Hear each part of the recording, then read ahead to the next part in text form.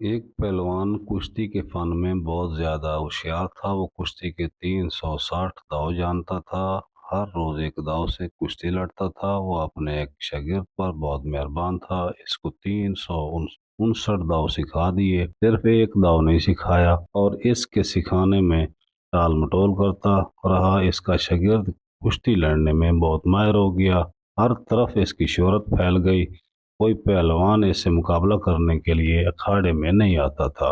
اس ملک کے بادشاہ کے سامنے پہلوان کے شاگرد نے کہہ دیا کہ استاد مجھ سے بڑے ہیں، اس لیے ان کی عزت کرتا ہوں، ورنہ طاقت اور داؤ پیچ میں مجھ سے زیادہ قابل نہیں ہیں۔ بادشاہ کو اس شاگرد کی بات ناگوار گزری، اس نے حکم دیا کہ اکھاڑا تیار کیا جائے اور استاد اور شاگرد کی کشتی ہو جائے۔ ایک بہت بڑے میدان میں اکھاڑا بنایا گیا۔ کشتی کے مقابلے کے روز بادشاہ اور اس کے تمام وزیر، بڑے بڑے حکام اور عام لوگ یہ مقابلہ دیکھنے کے لیے جمع ہوئے۔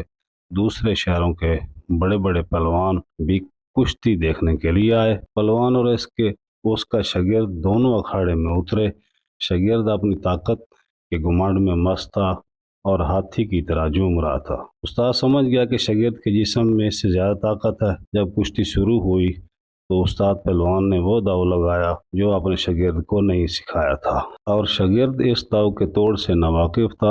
استاد نے اس کو سر سے اونچا اٹھا کر زمین پر پٹخ دیا، ہر طرف شور مچ گیا اور استاد کی تعریف ہونے لگی۔ بادشاہ بہت خوش ہوا اور پہلوان کو بہت سا انعام دیا، اور شاگرد کو خوب ڈانٹا اور کہا تو نے اپنے استاد کا مقابلہ کیا جس نے تمہارے ساتھ احسان کیا تھا، پھر بھی تم ہار گئے۔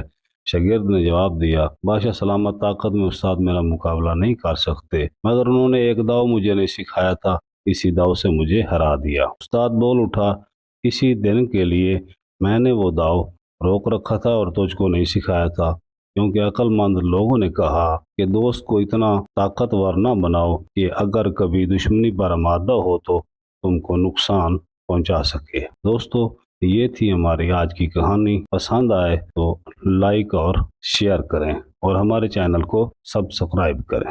شکریہ۔